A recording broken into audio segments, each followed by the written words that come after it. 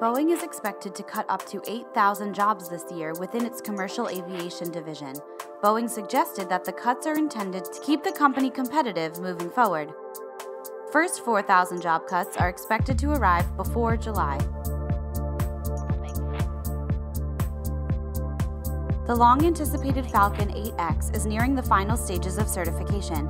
3 of the test aircrafts have accumulated over 650 flight hours, and Dassault expects the aircraft will achieve EASA certification by June.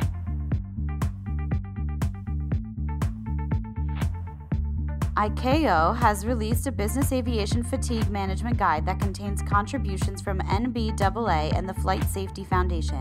The guide provides parameters for duty and rest scheduling to minimize accident risk due to fatigue.